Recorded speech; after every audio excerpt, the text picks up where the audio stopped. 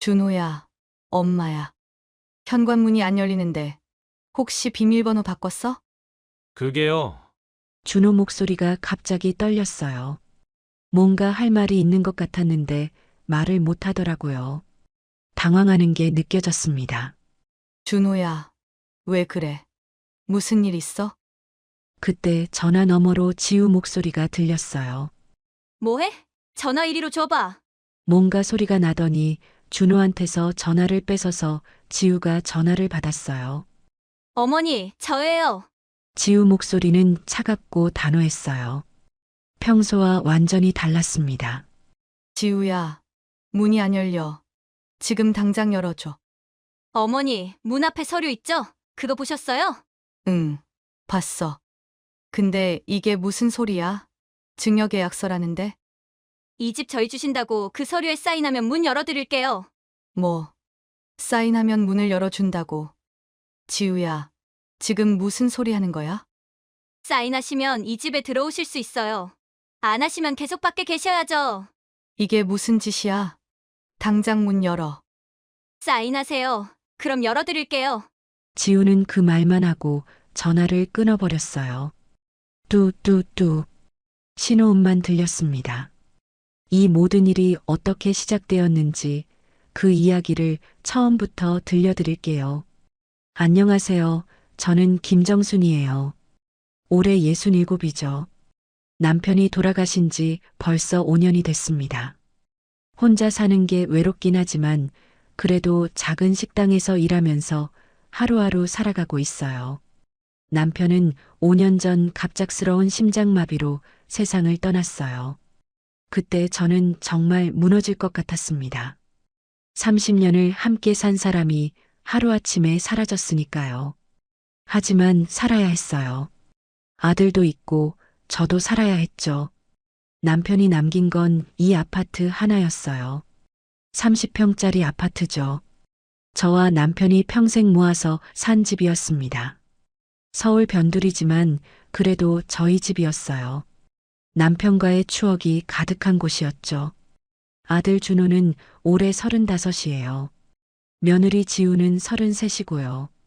두 사람은 결혼한 지 5년이 됐는데 돈이 없다면서 결혼하고 지금까지 쭉 제 집에서 살고 있었습니다. 처음 준호가 결혼한다고 했을 때 저는 기뻤어요. 아들이 가정을 꾸린다니 뿌듯했죠. 지우를 처음 만났을 때도 괜찮은 아이 같았습니다. 예의도 바르고 말도 잘하더라고요. 어머니, 저희 돈 좀 모을 때까지만 같이 살아도 될까요? 준호가 조심스럽게 물었을 때 저는 당연히 그러라고 했어요. 아들 내외인데 당연한 거 아니겠어요. 그럼 얼마든지 있어도 돼. 천천히 돈 모아서 나가. 감사해요, 엄마. 딱 1년만 있다가 나갈게요. 준호는 그렇게 약속했어요. 하지만 1년이 지나도 나가지 않았습니다. 2년이 지나도 3년이 지나도 그대로였어요. 어느새 5년이 흘렀죠. 생활비도 제대로 낸 적이 없어요.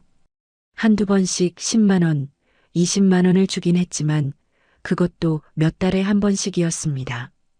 전기세, 수도세, 가스비 모두 제가 냈어요. 밥도 제가 해줬고 청소도 제가 했죠. 처음에는 며느리가 도와줬어요. 설거지도 하고 청소도 했습니다. 하지만 시간이 지날수록 점점 안 하더라고요. 나중에는 아예 제가 다 하게 됐죠. 저는 속으로 답답했지만 참았어요. 조금만 기다리면 나가겠지, 돈 모으면 나가겠지 하고 생각했습니다. 하지만 시간이 지나도 두 사람은 나갈 생각을 안 하더라고요. 오히려 점점 더 편하게 살았어요. 퇴근하면 소파에 앉아서 TV만 봤습니다. 제가 밥을 차려주면 당연하다는 듯이 먹고 설거지는 제가 하고 빨래도 제가 했어요. 가끔 속상할 때도 있었죠. 하지만 뭐라고 할 수가 없었습니다. 제 아들이잖아요. 며느리도 제 자식 같은 사람이고요. 그날은 겨울이었어요. 12월 중순쯤이었습니다. 날씨가 정말 추웠어요. 아침부터 찬바람이 불었죠. 저는 그날도 평소처럼 식당에 출근했어요. 제가 일하는 곳은 동네 작은 식당이었습니다. 주방 보조로 일했어요. 채소 다듬고 설거지하고 청소하는 일이었죠. 힘들긴 했지만 돈을 벌어야 했어요. 하루 종일 쉬지 않고 일을 했어요. 점심시간에는 손님이 많아서 쉴 틈도 없었습니다. 저녁 때도 바쁘게 일했죠. 시계를 보니 어느덧 7시 50분이었습니다. 정순 씨, 오늘 수고했어요. 내일 봐요. 사장님이 말했어요. 저는 앞치마를 벗고 외투를 입었습니다. 네, 사장님. 들어가 볼게요. 식당을 나와 버스 정류장으로 걸어갔습니다. 바람이 차가웠어요. 외투를 여몄지만 추위가 파고들었죠. 빨리 집에 가서 따뜻한 물이라도 마시고 싶었습니다. 20분 정도 버스를 타고 집 근처에서 내렸어요. 버스에서 내리니까 바람이 더 세게 불었습니다. 손이 시려워서 주머니에 손을 넣고 걸었죠. 아파트 단지로 들어왔어요. 가로등 불빛이 밝았습니다. 엘리베이터를 타고 5층에 내렸어요. 복도를 걸어 저희 집 앞에 도착했습니다. 현관문 앞에 섰는데 뭔가 이상했어요. 바닥에 흰 종이와 펜이 놓여 있었죠. 이게 뭐지 싶어 저는 종이를 집어들었어요. 펼쳐보니 계약서 같은 게 적혀 있었습니다. 글씨가 작아서 잘 안 보였어요. 가방에서 돋보기를 꺼내서 자세히 읽어봤죠. 증여계약서, 증여자 김정순, 수증자 김준호, 부동산 소재지 서울시 강서구. 제가 제 집을 아들한테 증여한다는 내용이었어요. 순간 머리가 멍해졌어요. 이게 무슨 소리인가요? 제가 언제 집을 준다고 했나요? 저는 아들한테 물어본 적도 없는데요. 손이 떨렸어요. 종이를 다시 읽어봤습니다. 분명히 증여계약서였어요. 제 이름도 적혀 있었고 아들 이름도 적혀 있었죠. 저는 현관문 비밀번호를 눌렀어요. 삐삐삐삐. 네 자리를 눌렀습니다. 언제나 누르던 번호였죠. 그런데 문이 안 열렸어요. 빨간 불이 들어오면서 오류 소리가 났죠. 왜 안 열리지? 천천히 정확하게 다시 눌러봤어요. 첫 번째 숫자 1, 두 번째 숫자 2, 세 번째 숫자 2, 네 번째 숫자 3. 저희 결혼 기념일이었어요. 하지만 역시 안 열렸습니다. 빨간 불만 계속 들어왔어요. 비밀번호가 바뀐 거였죠. 가슴이 철렁 내려앉았어요. 손이 더 떨렸습니다. 추운 날씨에 밖에 서 있으니 온몸이 얼어붙는 것 같았죠. 발끝부터 차가워졌어요. 저는 급하게 휴대폰을 꺼냈습니다. 손이 떨려서 잘 안 잡히더라고요. 겨우 꺼내서 아들 준호한테 전화를 걸었어요. 신호음이 길게 울렸죠. 한 번, 두 번, 세 번. 한참 만에 준호가 전화를 받았습니다. 배경에서 TV 소리가 들렸어요. 곧이어 준호 목소리가 들렸습니다. 여보세요? 준호야, 엄마야. 엄마, 왜요? 현관문이 안 열리는데 혹시 비밀번호 바꿨어? 그게요. 준호 목소리가 갑자기 떨렸어요. 뭔가 할 말이 있는 것 같았는데 말을 못 하더라고요. 당황하는 게 느껴졌습니다. 준호야, 왜 그래? 무슨 일 있어? 아니, 그게 잠깐만. 전화 너머로 지우 목소리가 들렸어요. 뭐해? 전화 이리 줘봐. 뭔가 소리가 나더니 지우가 전화를 받았어요. 준호한테서 전화를 빼앗은 것 같았습니다. 어머니, 저예요. 지우 목소리는 차갑고 단호했어요. 평소와 완전히 달랐습니다. 언제나 상냥하게 말하던 며느리가 아니었어요. 지우야, 나야. 문이 안 열려. 지금 당장 열어줘. 어머니, 문 앞에 서류 있죠? 그거 보셨어요? 응, 봤어. 근데 이게 무슨 소리야? 증여계약서라는데? 이 집 저희 주신다고 그 서류에 사인하면 문 열어드릴게요. 저는 귀를 의심했어요. 방금 뭐라고 한 거죠? 사인하면 문을 연다고요. 뭐? 사인하면 문을 열어준다고? 지우야, 지금 무슨 소리 하는 거야? 사인하시면 이 집에 들어오실 수 있어요. 안 하시면 계속 밖에 계셔야죠. 지우야, 이게 무슨 짓이야? 당장 문 열어. 사인하세요. 그럼 열어드릴게요. 지우는 그 말만 하고 전화를 끊어버렸어요. 뚜뚜뚜. 신호음만 들렸습니다. 저는 멍하니 휴대폰을 들고 서 있었어요. 이게 꿈인 건가? 지금 무슨 일이 벌어지고 있는 건가요? 제 며느리가 방금 저한테 집에 들어오고 싶으면 서류에 사인하라고 한 거예요? 저는 다시 준호한테 전화를 걸었어요. 하지만 받지 않았습니다. 신호음만 계속 울렸죠. 지우한테도 걸었지만 역시 받지 않았어요. 저는 현관문을 두드렸어요. 준호야, 지우야, 문 열어, 엄마야. 큰 소리로 외쳤습니다. 하지만 안에서는 아무 대답이 없었어요. 조용했습니다. 이제는 TV 소리도 안 들렸어요. 두 사람이 소리를 줄인 것 같았죠. 준호야, 제발 문 좀 열어줘. 밖에 너무 추워. 저는 계속 두드렸어요. 하지만 아무 반응이 없었습니다. 복도는 쌀쌀했어요. 바람이 불었습니다. 아파트 복도 창문 틈으로 찬바람이 들어왔어요. 저는 외투를 여미면서 서 있었죠. 손발이 시렸어요. 이 추운 날씨에 밖에 있으니까 얼어 죽을 것 같았죠. 저는 바닥에 주저앉았어요. 등을 벽에 기대고 앉아서 손에 든 서류를 다시 봤습니다. 증여계약서에 이름부터 주소까지 정확하게 적혀 있었어요. 이 집을 아들한테 무상으로 준다는 내용이었죠. 서명란이 있었어요. 증여자 서명, 그 옆에 수증자 서명, 준호 이름은 이미 적혀 있었습니다. 제 서명만 없었어요. 이걸 사인하라고요. 이게 말이 되나요? 저는 떨리는 손으로 휴대폰을 봤어요. 시간은 8시 15분이었죠. 벌써 15분이 지났습니다. 다시 전화를 걸어봤지만 받지 않았어요. 문을 두드려도 소용없었습니다. 안에서는 계속 조용했어요. 20분이 지났어요. 손이 점점 얼어갔습니다. 주머니에 넣어도 따뜻해지지 않았어요. 발도 시렸죠. 신발을 신고 있었지만 바닥에 차가움이 올라왔습니다. 30분이 지나니까 온몸이 얼어붙는 것 같았습니다. 손가락은 감각이 없었고 발은 시렸죠. 얼굴도 바람에 얼얼했어요. 귀가 시큰거렸습니다. 정말 사인해야 하나 아니면 이대로 밤을 새야 하나 고민됐죠. 하지만 이 추운 날 밖에서 밤을 샐 순 없었어요. 정말 얼어 죽을 것 같았습니다. 옆집 초인종을 눌러볼까 생각했어요. 하지만 밤 9시가 다 돼가는 시간이었습니다.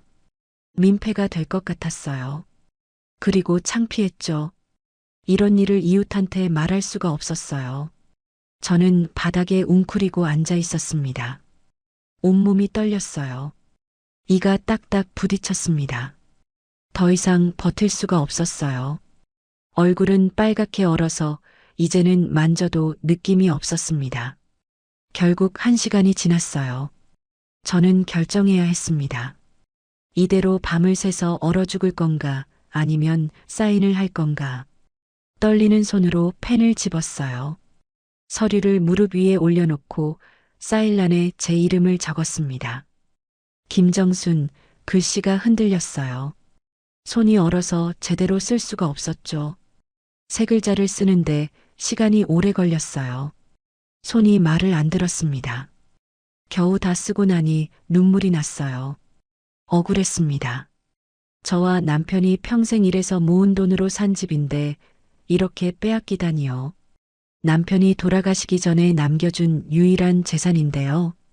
남편과의 추억이 가득한 이 집을 이렇게 빼앗기다니요. 눈물이 뺨을 타고 흘러내렸어요. 차가운 바람에 눈물이 금방 식었습니다. 저는 일어나서 문을 두드렸어요. 사인했어. 이제 문 열어줘, 제발. 목소리가 떨렸어요. 잠시 후 안에서 발소리가 들렸습니다. 누군가 다가오는 소리였어요. 도어락 소리가 나더니 문이 열렸습니다. 지우가 서 있었어요. 아무 표정이 없었습니다. 손을 내밀더니 제 손에서 서류를 빼앗아 갔어요. 그리고 펼쳐서 제 서명을 확인했습니다. 그리고 고개를 끄덕였죠. 이제 들어오세요. 저는 비틀거리며 안으로 들어갔어요. 온몸이 얼어붙어서 걸음걸이도 제대로 안 됐습니다. 다리가 후들거렸어요. 신발장에서 신발을 벗는데 지우는 거실로 뛰어갔어요. 서류를 들고 좋아하면서 준호한테 소리쳤습니다. 여보, 내가 된다고 했지? 내 말만 믿으라니까? 준호도 소파에서 벌떡 일어나며 웃었어요. 그러게, 진짜 됐네. 와, 이제 우리 집이다. 두 사람은 서로 하이파이브를 하며 좋아했어요. 소리내서 웃었습니다. 저는 신발장에 서서 그 모습을 봤어요. 믿을 수가 없었습니다. 제 아들과 며느리가 저렇게 좋아하고 있어요. 제가 1시간 동안 밖에서 얼어 죽을 뻔했는데 저 사람들은 웃고 있어요. 준호는 저를 보더니 말했어요. 엄마 왔어요? 밖에 추웠죠? 그게 다였어요. 염려하는 말도 미안하다는 말도 없었습니다. 그냥 추웠냐고만 물었죠. 준호야. 엄마, 저는 피곤해서 방 들어갈게요. 준호는 서류를 들고 자기 방으로 걸어갔어요. 지우도 따라 들어갔습니다. 두 사람은 방문을 닫아버렸어요. 저는 신발장에 혼자 서 있었어요. 손과 발은 얼음처럼 차가웠고 얼굴은 빨갛게 얼어 있었습니다. 만져도 감각이 없었어요. 거울을 봤어요. 제 얼굴이 비쳤습니다.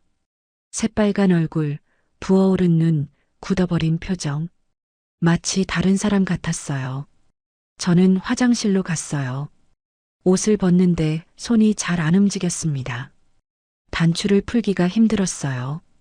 겨우 옷을 다 벗고 샤워기를 틀었죠. 뜨거운 물이 몸에 닿는 순간 따끔거렸어요. 얼었던 피부가 녹으면서 통증이 왔습니다. 아팠지만 참았죠.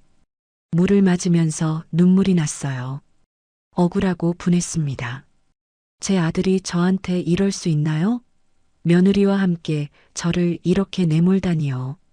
1시간 동안 추위에 떨게 하고 강제로 서류에 서명하게 만들고 집을 빼앗아 가고 그리고는 좋아하면서 웃고 이게 사람이 할 짓인가요? 뜨거운 물이 계속 흘러내렸어요. 저는 벽에 기대 섰습니다. 다리에 힘이 없어서 주저앉을 것 같았어요. 그리고 마음속으로 다짐했어요. 이대로는 안 된다고요. 반드시 복수할 겁니다. 이 집을 다시 찾을 거예요. 어떻게든 방법을 찾을 거예요. 저는 그렇게 결심했습니다. 샤워를 마치고 방으로 갔어요. 침대에 누웠지만 잠이 오지 않았습니다. 천장만 바라봤죠. 오늘 일이 계속 머릿속에서 맴돌았어요. 문 앞에 놓인 서류, 바뀐 비밀번호, 지우의 차가운 목소리, 1시간 동안의 추위, 어쩔 수 없이 한 서명, 좋아하는 준호와 지우. 모든 게 생생했습니다. 잊을 수가 없었어요. 잊으면 안 됐습니다. 이 억울함을 기억해야 했어요. 저는 눈을 감고 다시 다짐했습니다. 반드시 이 집을 되찾겠다고요. 어떤 일이 있어도 포기하지 않겠다고 말이에요. 다음 날 아침 일찍 눈을 떴어요. 잠을 거의 못 잤습니다. 밤새 어젯밤 일이 머릿속에서 맴돌았거든요. 손과 발은 아직도 얼얼했어요. 몸이 쑤셨습니다. 시계를 보니 새벽 5시였어요. 너무 일찍 일어난 거죠. 하지만 다시 잠들 수가 없었습니다. 어젯밤 일이 계속 생각이 났어요. 저는 일어나서 거실로 나왔습니다. 조용했죠? 준호와 지우는 아직 자고 있었어요. 두 사람 방문이 닫혀 있었습니다. 부엌으로 가서 물을 한 잔 마셨어요. 목이 말랐습니다. 물을 마시면서 창밖을 봤어요. 아직 어둡고 가로등 불빛만 보였죠. 소파에 앉았어요. 어제 준호와 지우가 좋아하던 바로 그 자리였습니다. 서류를 들고 하이파이브 하던 곳이었죠. 생각하니까 다시 화가 났어요. 어떻게 저렇게 할 수 있을까요? 제가 얼마나 힘들었는데요. 저는 휴대폰을 꺼냈어요. 식당 사장님한테 전화를 걸어야 했습니다. 하지만 너무 이른 시간이라 조금 기다렸어요. 시계를 보면서 앉아 있었어요. 시간이 참 더디게 흘렀습니다. 드디어 8시가 됐어요. 저는 전화를 걸었습니다. 신호음이 울리고 사장님이 받았어요.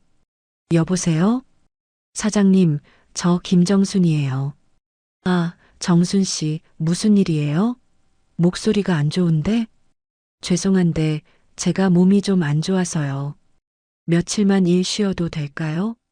아이고, 그러세요? 괜찮아요. 푹 쉬세요. 몸 관리 잘하시고요. 정말 죄송해요, 사장님. 빨리 회복해서 나갈게요. 천천히 하세요. 건강이 제일 중요하니까. 감사해요, 사장님. 전화를 끊고 시계를 봤어요. 8시 30분이었죠. 변호사 사무실은 9시에 문을 엽니다. 저는 서둘러 준비했어요. 세수를 하고 옷을 갈아입었어요. 어제 입었던 옷은 찬바람 냄새가 배어 있었습니다.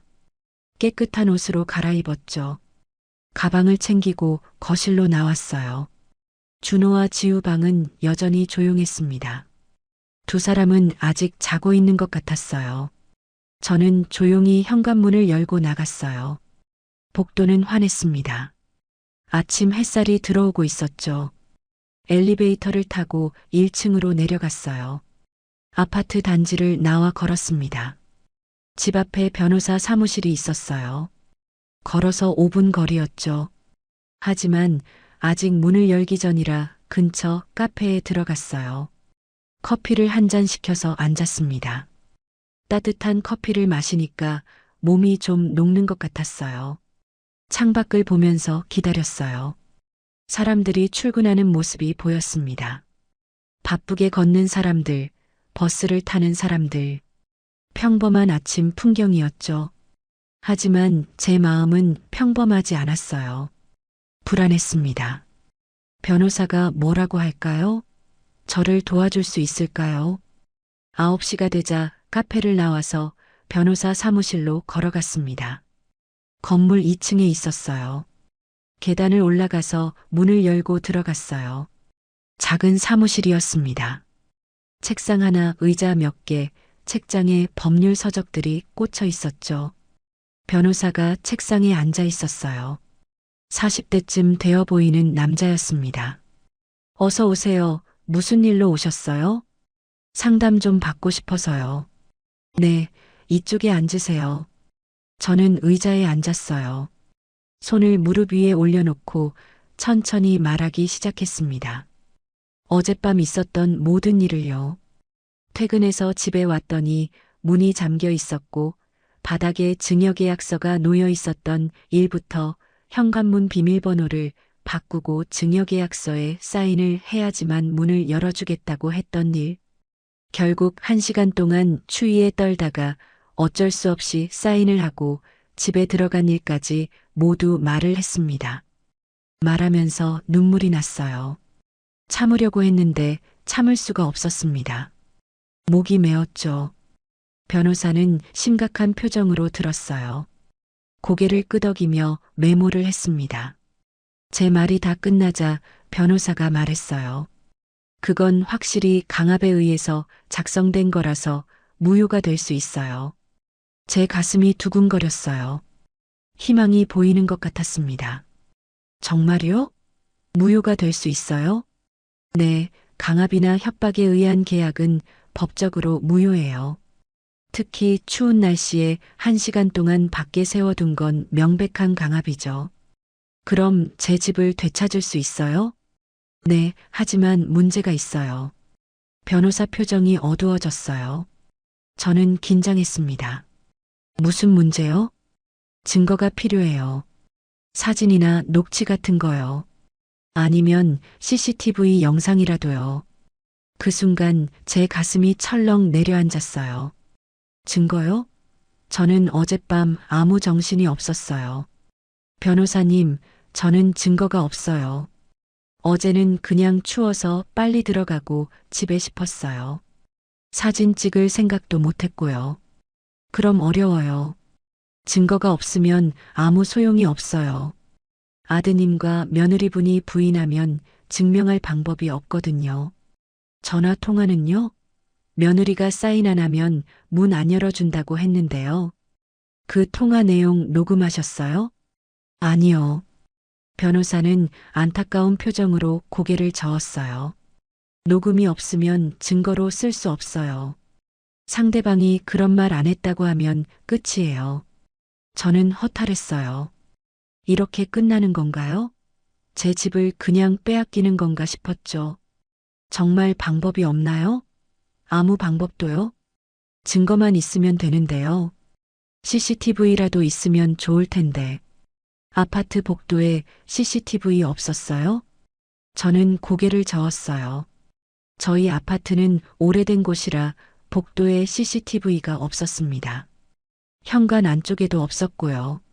아, 저희 아파트는 오래돼서 CCTV가 없어요. 그럼 정말 어렵겠네요. 변호사는 안타까워하면서 말했어요. 저는 고개를 숙였습니다. 네, 알겠습니다. 그래도 상담해 주셔서 감사합니다. 죄송해요. 도와드리고 싶은데 증거가 없으면 힘들어요.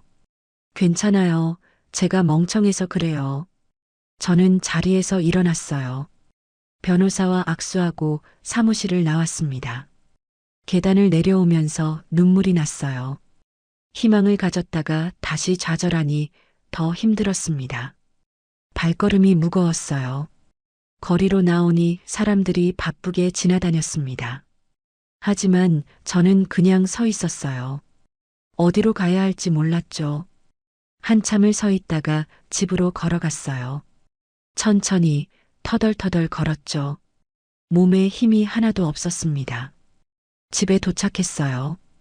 현관문을 열었습니다.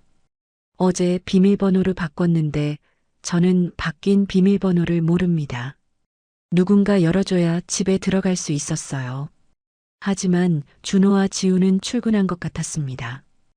혹시 몰라 원래 비밀번호였던 제 결혼기념일 번호를 치니까 열렸습니다. 며느리가 다시 원래 번호로 바꿔놓았나 봅니다. 다행이었죠. 저는 집 안으로 들어갔어요. 집은 텅 비어 있었고 준호와 지우는 출근하고 없었습니다. 조용했죠? 저는 거실 소파에 앉았어요. 주위를 둘러봤습니다. 이 집은 남편이 돌아가시기 전에 함께 산 집이었습니다. 젊었을 때부터 돈을 모았어요. 조금씩 30년을 모아서 산 집이었죠. 거실 저쪽 벽에 남편과 찍은 사진이 걸려 있었어요. 이 집으로 이사 온 날 찍은 사진이었습니다. 두 사람 다 웃고 있었죠. 여보, 드디어 우리 집이 생겼어. 남편이 그때 행복해하면서 그렇게 말했어요. 그러게, 우리 고생했잖아. 이제 우리 집에서 살자. 저도 그렇게 대답했었어요. 남편을 안으면서요. 그런데 이제 이 집이 제 집이 아니라는 생각이 드니까 갑자기 쓸쓸해졌어요. 눈물이 났습니다. 남편이 죽기 전에 남겨준 재산이 이것뿐인데 이걸 이렇게 빼앗긴다고요? 남편과의 추억이 가득한 이 집을 빼앗긴다고요. 저는 이제 어떻게 살아야 되죠? 이 집을 빼앗기면 저는 어디로 가야 하나요? 갈 곳이 없는데요. 눈물이 멈추지 않았어요. 참으려고 했는데 참을 수가 없었습니다. 결국 소리를 내고 울었어요. 여보, 미안해. 내가 우리 집을 지키지 못했어. 남편 사진을 보면서 말했어요. 소리내서 울었습니다. 당신이 평생 고생해서 마련한 집인데 내가 바보 같아서 빼앗겼어. 한참을 울었어요. 얼마나 울었는지 모르겠어요. 소파에 엎드려서 계속 울었습니다. 억지로 사인한 건 맞지만 증거가 없다는 이유만으로 이 집을 빼앗긴다는 게 분하고 슬펐습니다. 울다가 지쳐서 소파에 그대로 누웠어요. 천장을 바라봤습니다. 눈물 자국이 뺨에 말라붙어 있었죠. 어떻게 해야 할까요? 정말 방법이 없는 걸까요? 이대로 포기해야 하나요? 아니요, 저는 포기할 수 없어요. 이 집은 제 집이에요. 남편과 제가 평생 모아서 산 집이죠. 어떻게든 되찾아야 해요. 저는 일어나서 방으로 갔어요. 침대에 누웠습니다. 눈을 감았죠. 하지만 잠이 오지 않았어요. 계속 생각만 났습니다. 어떻게 하면 증거를 찾을 수 있을까? 어떻게 하면 이 집을 되찾을 수 있을까? 하루 종일 방에 누워 있었어요. 아무것도 하고 싶지 않았습니다. 밥도 먹지 않았죠. 그냥 천장만 바라보며 누워 있었어요. 저녁이 되고 준호와 지우가 퇴근할 시간이었습니다. 저는 얼굴도 보기 싫었어요. 방문을 닫고 들어가 있었죠. 불을 끄고 깜깜한 방에 누웠어요. 어둠 속에서 생각했습니다. 이렇게 내가 버려지는구나. 아들이 저를 이렇게 버리는구나. 눈물이 또 났어요. 하지만 소리는 내지 않았습니다. 그냥 조용히 눈물만 흘렸죠. 그때 현관문에서 소리가 났어요. 띠링. 도어락이 열리는 소리였습니다. 준호와 지우가 들어온 거였죠. 거실에서 두 사람 목소리가 들렸어요. 오늘 회사에서 다들 축하한다고 해서 내가 저녁 샀어. 진짜? 다들 알아? 응, 다 얘기했어. 드디어 우리 집 생겼다고. 두 사람이 웃는 소리가 들렸어요.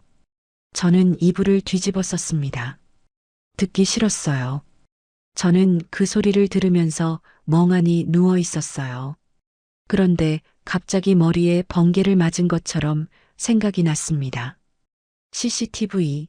며느리 지우가 한 달 전에 현관문 밖에 개인 CCTV를 설치했었어요. 요즘 택배가 없어진다면서 설치한 거였습니다. 그때 지우가 말했었어요. 어머니, 요즘 택배 도둑이 많대요. 그래서 제가 현관에 CCTV 하나 달았어요. 그래, 좋은 생각이네. 저는 그때 대수롭지 않게 생각했어요. 하지만 지금 생각해보니 그 CCTV에 어젯밤 상황이 다 찍혔을 거예요. 저는 벌떡 일어났습니다. 가슴이 두근거렸어요. 희망이 보였습니다. 하지만 지금 당장 나가서 확인할 수는 없었어요. 거실에 준호와 지우가 있었으니까요. 두 사람 앞에서 CCTV를 확인하면 눈치챌 거예요. 저는 참고 기다렸어요. 두 사람이 잘 때까지요. 시간이 참 더디게 흘렀습니다. 밤 11시가 넘었어요. 거실이 조용해졌습니다. 준호와 지우가 자기 방으로 들어간 것 같았어요. 저는 침대에 누워서 귀를 기울였죠. 1시간쯤 더 기다렸어요. 확실하게 자고 있을 때까지요. 시계를 보니 거의 새벽 1시였습니다. 이제 움직여야 할 때였어요. 저는 조용히 방문을 열었어요. 복도는 깜깜했습니다. 준호와 지우 방에서는 불빛이 새어나오지 않았죠. 자고 있는 것 같았어요. 발소리를 죽이고 살금살금 현관으로 걸어갔어요. 신발을 신고 조용히 문을 열었습니다. 딸깍 작은 소리가 났지만 다행히 아무도 깨지 않았어요. 저는 현관문을 열고 밖으로 나왔어요. 복도는 쌀쌀했습니다. 저는 현관문 위쪽을 올려다봤어요. 어둠 속에서 뭔가 보였습니다. 휴대폰을 꺼내서 불빛을 켰어요. 화면을 손전등 모드로 바꿔서 현관문 위쪽을 비췄습니다.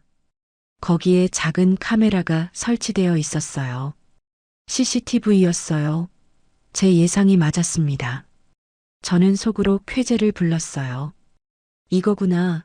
이게 날 살리겠어라고요. 까치발을 들어 가까이서 봤어요. 작은 검은색 카메라였습니다. 렌즈가 현관문 쪽을 향하고 있었죠. 분명히 어젯밤 상황이 찍혔을 거예요. 그런데 문제가 있었어요. 어떻게 영상을 보는지 몰랐습니다. CCTV를 이곳저곳 살펴봤어요. 뒤쪽을 보니 작은 글씨가 적혀 있었습니다. SK라고 써 있더라고요. 아마 제조사 같았어요. 저번에 지우가 지나가는 말로 핸드폰으로 다 볼 수 있다고 했던 게 기억났습니다. 하지만 며느리한테 보여달라고 할 수는 없었죠. 저는 내일 고객센터에 전화해 보기로 했어요. 분명히 방법이 있을 거예요. 다시 집 안으로 조용히 들어갔습니다. 방으로 돌아와 침대에 누웠어요. 가슴이 두근거렸습니다. 희망이 생긴 것 같았어요. 이번엔 정말 집을 되찾을 수 있을 것 같았죠. 이번엔 잠이 왔어요. 안심이 됐거든요. CCTV 영상만 확인하면 증거가 생기는 거예요. 변호사한테 가져가면 제 집을 되찾을 수 있을 거예요. 다음 날 아침 9시가 되자마자 전화를 걸었어요. SK 고객센터 번호를 검색해서 찾았습니다. 신호음이 울리고 상담원이 받았어요. 상담원은 친절하게 말했습니다. 고객님, 무엇을 도와드릴까요? CCTV 영상을 보고 싶은데요. 어떻게 해야 하나요? 어플을 설치하셔서 와이파이랑 연결하시면 되세요. 어플이요? 그게 뭔가요?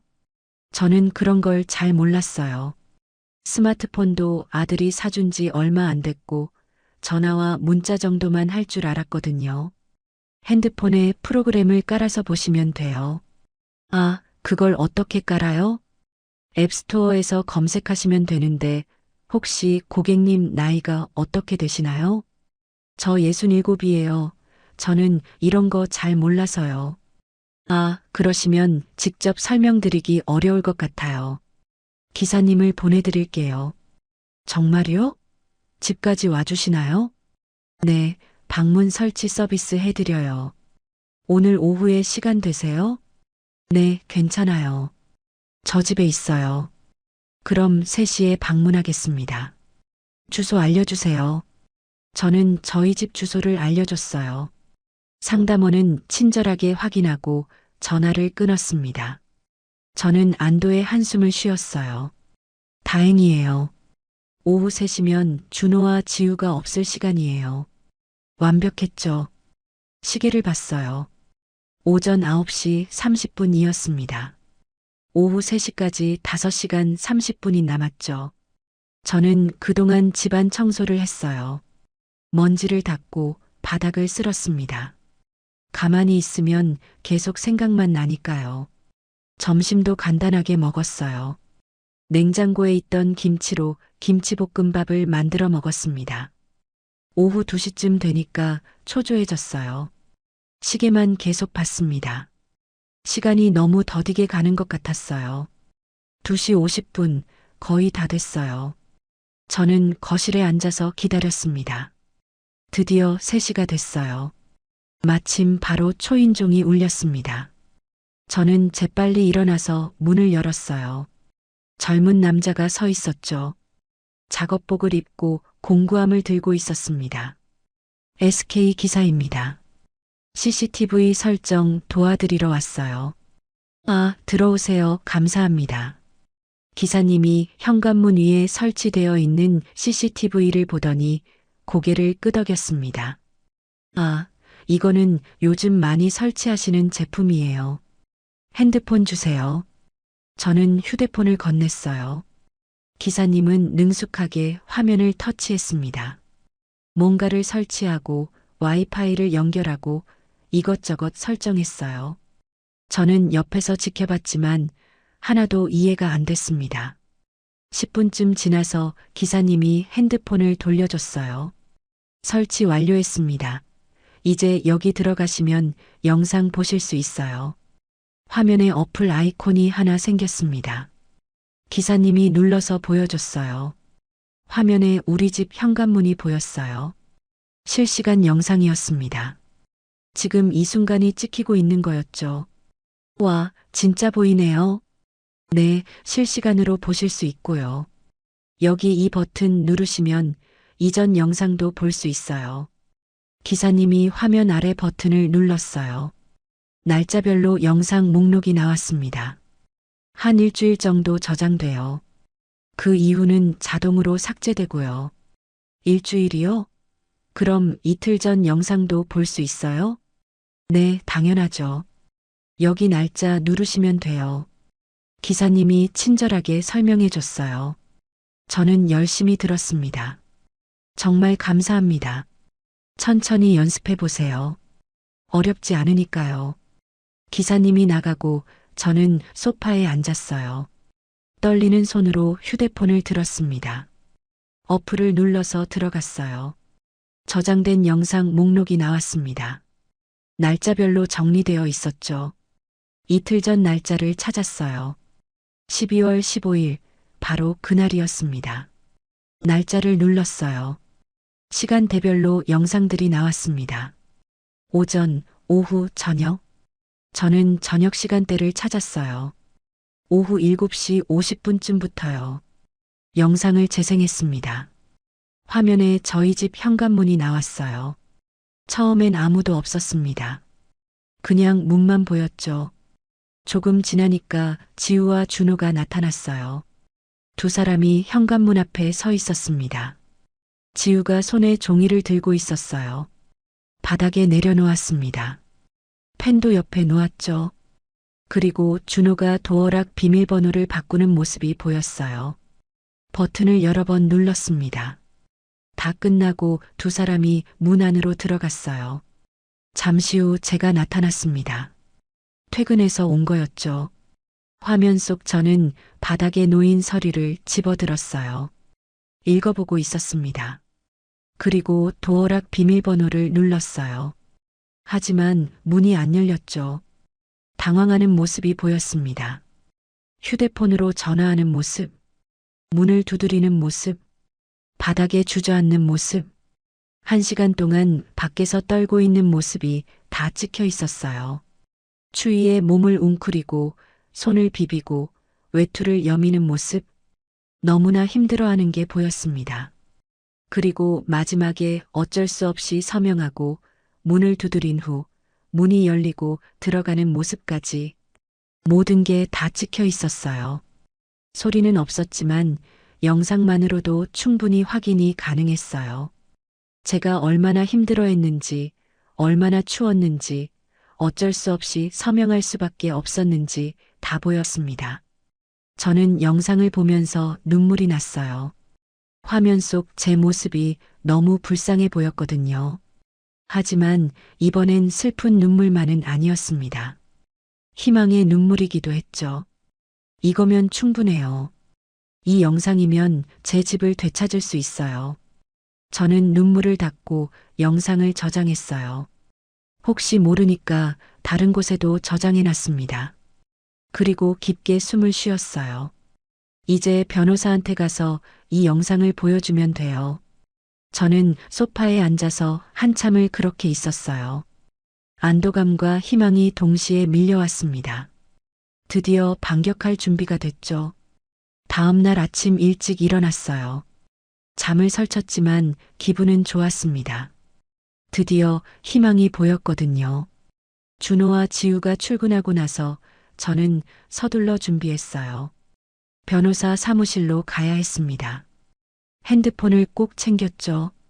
영상이 저장된 소중한 핸드폰이었습니다. 가방을 들고 집을 나섰어요. 날씨가 추웠지만 마음은 따뜻했습니다. 변호사 사무실까지 걸어갔어요. 5분 거리였습니다. 아침 공기가 상쾌했어요. 사무실 문을 열고 들어갔어요. 변호사가 저를 보고 놀란 표정이었습니다. 어르신 또 오셨네요? 이번에는 무슨 일이세요? 저는 들뜬 목소리로 말했어요. 변호사님, 저 증거 찾았어요. 변호사는 눈이 커지면서 바로 책상에서 일어났습니다. 정말요? 어떤 증거요? CCTV 영상이요. 저는 핸드폰을 꺼내서 어플을 열었어요.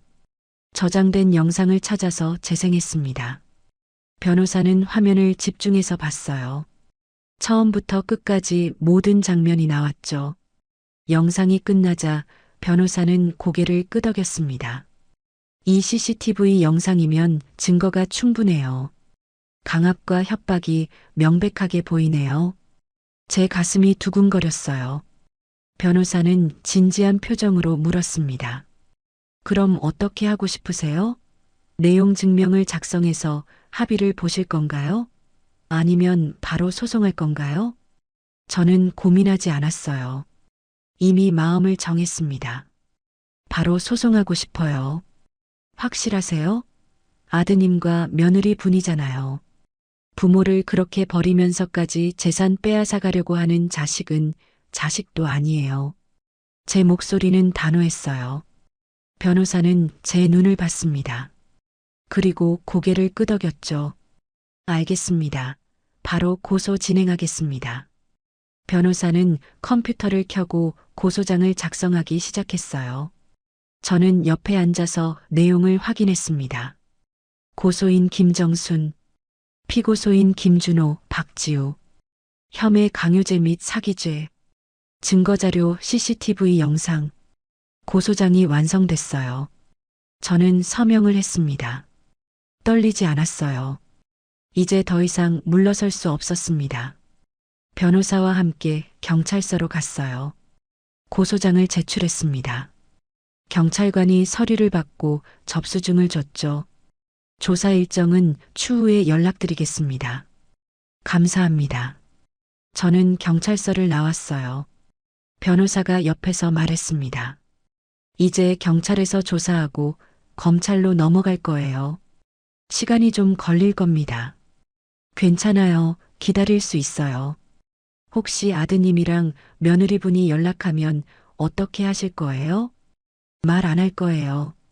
소환장 받고 알아서 알겠죠. 변호사는 고개를 끄덕였어요. 저는 집으로 돌아왔습니다. 거실 소파에 앉았어요. 마음이 한결 가벼웠습니다. 드디어 반격을 시작한 거예요. 이제 준호와 지우가 어떻게 나올지 기다려볼 일이었죠. 3일이 지났어요. 그 3일 동안 저는 평소처럼 생활했습니다. 준호와 지우한테는 아무 말도 하지 않았어요. 두 사람도 평소처럼 지냈어요. 출근하고 퇴근하고 TV 보고 자고 마치 아무 일도 없는 것처럼요. 하지만 저는 알고 있었죠. 곧 폭풍이 몰아칠 거라는 걸요. 그날 오후에 우편물이 왔습니다. 초인종이 울렸어요. 저는 문을 열었습니다. 우체부 기사님이 손에 등기우편을 들고 서 있었어요. 김준호 씨, 박지우 씨 계세요? 아니요, 지금 출근했어요. 제가 엄마입니다. 아, 그럼 여기 서명해 주세요. 저는 서명하고 우편물을 받았어요. 경찰서에서 보낸 소환 통지서였죠. 준호 앞으로 하나, 지우 앞으로 하나, 두 통이었습니다. 우편물을 뜯지 않고 거실 테이블 위에 올려놓았어요. 그리고 제 방으로 들어가서 문을 닫았습니다. 반응을 기다리기로 했죠. 저녁 6시쯤이 되었어요. 준호와 지우가 퇴근하는 소리가 들렸습니다. 현관문이 열리고 두 사람이 들어왔죠. 잠시 조용했어요. 그러다 갑자기 지우가 소리를 질렀습니다. 이게 뭐야? 저는 방 안에서 귀를 기울였어요. 서류를 발견한 것 같았습니다. 소환 통지서, 경찰서, 지우 목소리가 떨렸어요. 당황하는 게 느껴졌습니다. 준호도 놀란 목소리로 말했어요. 뭐라고? 얼른 보여줘봐. 이거 봐. 우리 앞으로 온 거야. 두 사람이 웅성거리는 소리가 들렸어요. 한참 동안 조용하더니 갑자기 발소리가 났습니다. 누군가 복도를 빠르게 걷는 소리였죠. 쿵쾅거리면서 제 방으로 오더니 노크도 없이 문을 열었어요. 지우였습니다. 손에 서류를 들고 있었어요. 얼굴이 새하얗게 질려 있었죠. 준호도 뒤따라 들어왔죠. 두 사람 모두 당황한 표정이었습니다. 어머니가 저희 고소하셨어요? 지우 목소리는 날카로웠어요. 저는 침대에 앉아서 차분하게 대답했습니다. 맞아, 내가 고소했어. 왜요? 갑자기 왜 그러시는 거예요? 왜긴 왜야. 너희가 나한테 한 짓을 생각해봐. 제 목소리는 차가웠어요. 그때 준호가 옆에서 소리쳤습니다. 아무리 그래도 어떻게 자식을 고소할 수가 있어요? 저는 준호를 봤습니다. 제 아들이지만 낯설었어요. 너희가 나한테 한 건 생각 안 해? 추운 겨울에 1시간 동안 밖에서 떨게 하고 강제로 서류에 사인하게 한 건 잊었어? 그건 준호는 말을 잇지 못했어요. 변명할 말이 없었나 봅니다. 지우가 다시 말했어요. 어머니, 그건 저희가 잘못했어요. 인정할게요. 근데 고소까지는 아니죠. 지우야, 고소 안 하면 어떻게 하라고? 내가 그냥 집 빼앗기고 가만히 있으라고? 저희가 사과할게요. 제발 고소 취하해 주세요. 지우는 울먹이는 목소리로 말했어요. 하지만 저는 흔들리지 않았습니다. 사과? 지금 와서 사과가 무슨 소용이야? 어머니, 나 그냥 안 넘어가. 끝까지 갈 거야. 제 목소리는 단호했어요. 지우는 얼굴이 더 하얗게 질렸습니다. 준호가 애원하듯 말했어요. 엄마, 저희 다시는 그러지 않을게요. 제발 한 번만 용서해 주세요. 이제 와서 잘못했다고? 늦었어. 엄마, 나가, 내 방에서 나가라고. 저는 소리쳤어요. 두 사람은 멈칫했습니다. 하지만 저는 단호하게 말했죠. 당장 나가. 준호와 지우는 천천히 방에서 나갔어요. 문이 쾅 하고 닫혔습니다. 밤새 거실에서 두 사람이 싸우는 소리가 들렸습니다. 준호 목소리가 들렸어요. 내가 하지 말자고 했잖아. 지우가 소리쳤습니다. 저번에는 어머니가 사인해서 좋다고 하더니 이제 와서 나 때문이라고 책임 넘기는 거야? 아니, 그게 아니라. 그럼 뭐야? 너가 나한테 이 방법밖에 없다고 했잖아. 두 사람은 한참을 싸웠어요. 저는 방 안에서 그 소리를 들었습니다. 하지만 마음이 흔들리지 않았어요. 이미 결정한 일이었습니다. 돌이킬 수 없었죠. 밤늦게까지 두 사람은 싸웠어요. 거실에서 웅성거리는 소리, 화내는 소리, 울음소리까지 들렸습니다. 저는 이불을 뒤집어 쓰고 누웠어요. 소리를 듣기 싫었습니다. 하지만 잠은 오지 않았어요. 계속 여러 생각만 났죠. 다음 날 아침이 왔어요. 집안은 조용했습니다. 준호와 지우는 아침 일찍 나간 것 같았어요. 아마 경찰서에 조사받으러 간 거겠죠. 저는 변호사한테 전화를 걸었어요. 변호사님, 어제 소환 통지서 받았어요. 그래요? 그럼 오늘 조사받으러 갈 거예요. 그럼 이후에는 어떻게 되는 거예요? 경찰에서 조사하고 증거를 검토한 다음에 검찰로 넘길 거예요. 근데 아마 증거가 명확하니까 빨리 진행될 거예요. 그 다음은요? 재판 날짜가 잡힐 거예요. 보통 일주일 안에요. 아, 네, 알겠습니다. 감사합니다. 저는 전화를 끊고 창밖을 바라봤어요. 날씨가 흐렸습니다.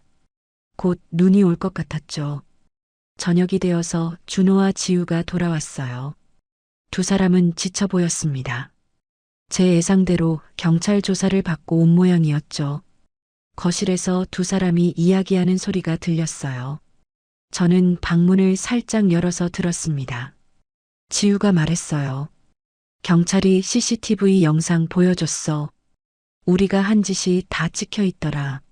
CCTV? 어디 CCTV 말하는 거야? 현관문 밖에 있는 거. 내가 설치한 거 있잖아. 아, 그거. 준호는 한숨을 쉬었어요.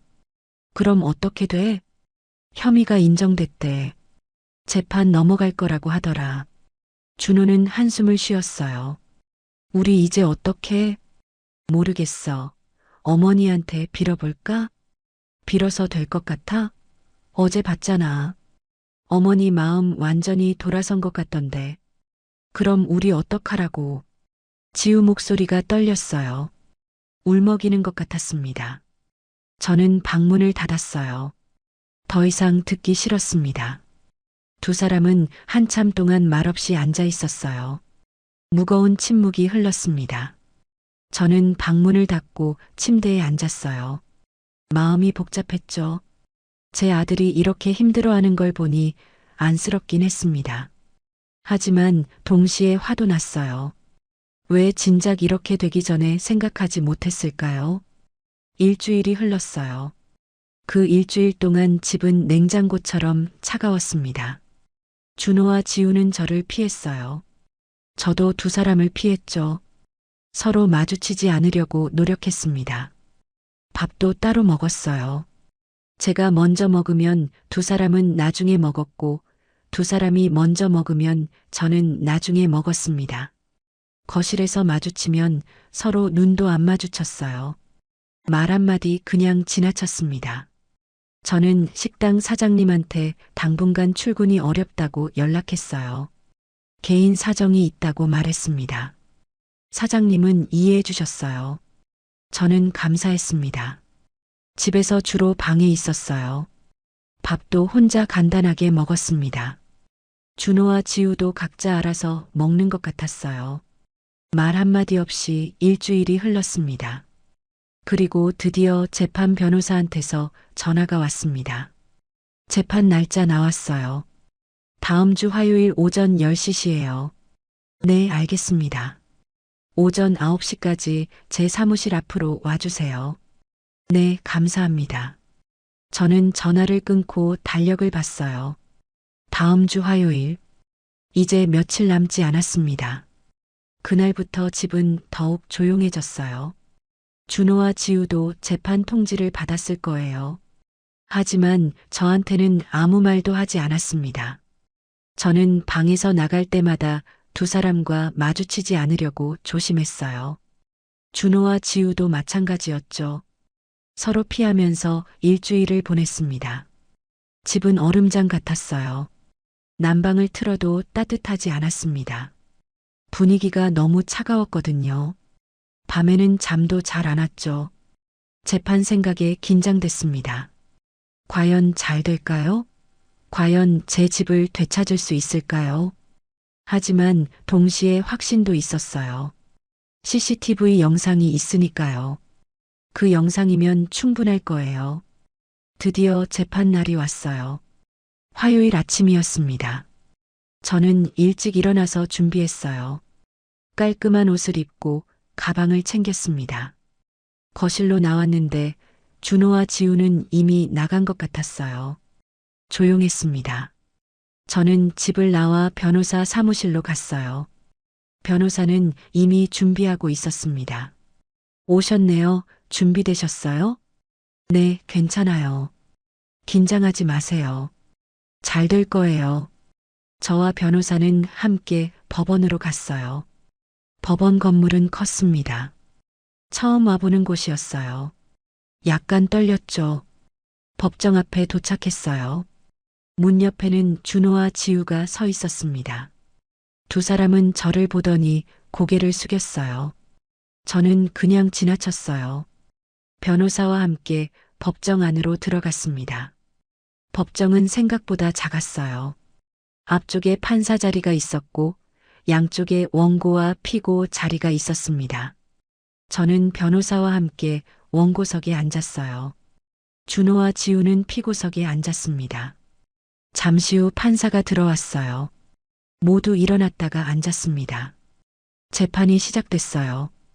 판사가 사건 개요를 설명했습니다. 그리고 증거 자료를 검토한다고 했죠. 화면에 CCTV 영상이 나왔어요. 제가 핸드폰으로 봤던 그 영상이었습니다. 하지만 큰 화면으로 보니까 더 생생했어요. 지우와 준호가 서류를 내려놓는 모습, 비밀번호를 바꾸는 모습, 제가 문 앞에서 떨고 있는 모습, 1시간 동안 추위에 떨다가 어쩔 수 없이 사인하는 모습, 모든 게 다 보였어요. 준호와 지우는 고개를 숙이고 있었습니다. 영상을 보지 못하는 것 같았어요.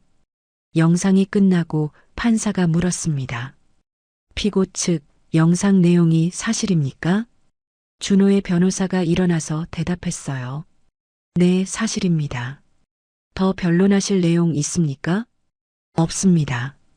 판사는 고개를 끄덕였어요. 그리고 서류를 보면서 뭔가를 적었습니다. 잠시 침묵이 흘렀어요.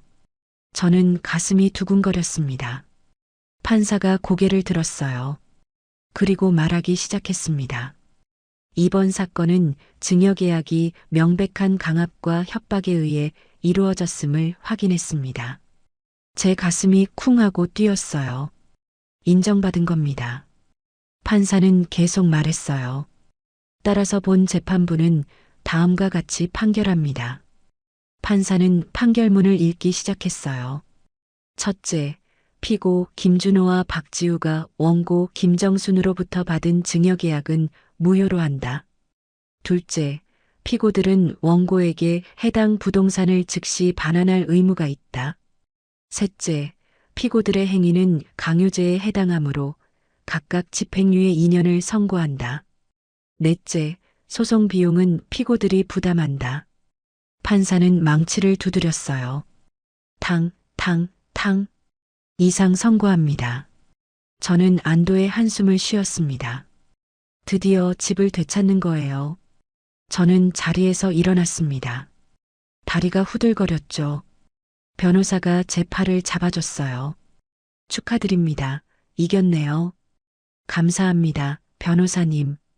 저는 변호사와 악수를 했어요. 눈물이 났습니다. 기쁜 눈물이었죠. 피고석을 보니 준호와 지우가 울고 있었어요. 두 사람은 소리내서 울었습니다. 지우는 손으로 얼굴을 가렸고 준호는 고개를 숙이고 있었죠. 저는 그 모습을 보면서 복잡한 심정이었어요. 제 아들이 저렇게 우는 걸 보니 마음이 아팠습니다. 하지만 동시에 이게 맞는 거라는 확신도 있었어요. 법정을 나왔어요. 복도에서 변호사와 이야기를 나눴습니다. 정말 좋은 결과예요. 증여계약이 무효가 됐고 집도 되찾으셨어요. 피고들은 판결에 따라서 즉시 집을 비워야 해요. 네, 알겠습니다. 혹시 문제 생기면 연락 주세요. 네, 감사합니다, 변호사님. 저는 변호사와 헤어져 법원을 나왔어요. 밖은 춥지만 햇빛이 났습니다. 상쾌한 기분이었어요. 집으로 돌아가는 길에 여러 생각이 들었어요. 이제 다시 제 집이 되는구나. 남편이 남겨준 유일한 재산을 지켰구나. 하지만 동시에 쓸쓸했어요. 아들과의 관계는 어떻게 되는 걸까요? 아마 한동안은 만나지 못할 것 같았습니다. 집에 도착했어요. 문을 열고 들어갔습니다. 조용했어요. 준호와 지우는 아직 돌아오지 않은 것 같았죠. 저는 거실 소파에 앉았어요. 깊게 숨을 쉬었습니다. 안도감이 밀려왔어요. 1시간쯤 지났을까요? 현관문이 열리는 소리가 났어요.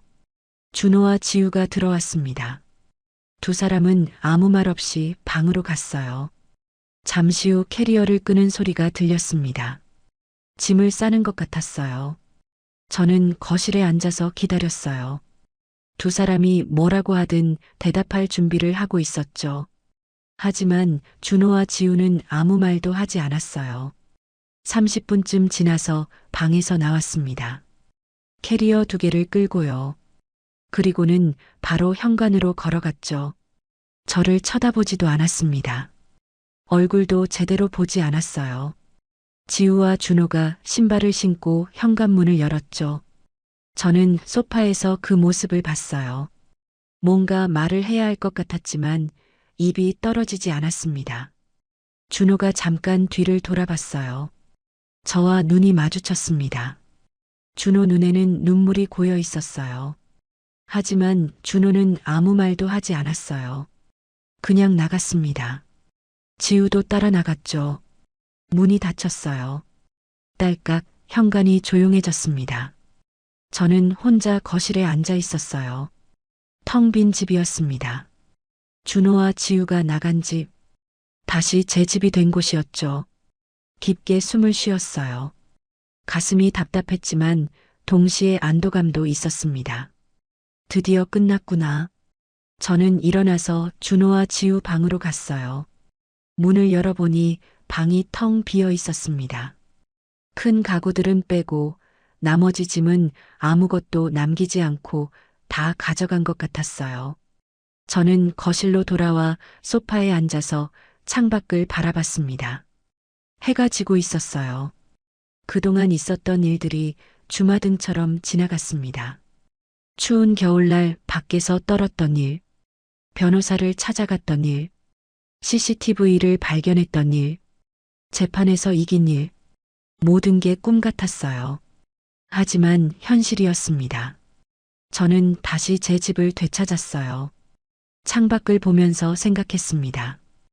은혜를 저버리고 욕심만 채우면 결국 자신에게 돌아오는 대가를 피할 수 없어요. 준호와 지우가 그걸 배웠으면 좋겠습니다. 저는 깊게 숨을 쉬었어요. 이제 새로운 시작이었습니다. 혼자지만 괜찮아요. 제 집에서 제가 원하는 대로 살면 되죠. 저는 소파에 기대 눈을 감았어요. 평화로웠습니다. 오랜만에 느끼는 평온함이었죠. 밖에서는 바람 소리가 들렸어요. 하지만 집 안은 따뜻했습니다. 제 집이니까요. 저는 천천히 눈을 떴어요. 그리고 미소를 지었습니다. 이제 괜찮아요. 모든 게 잘 될 거예요.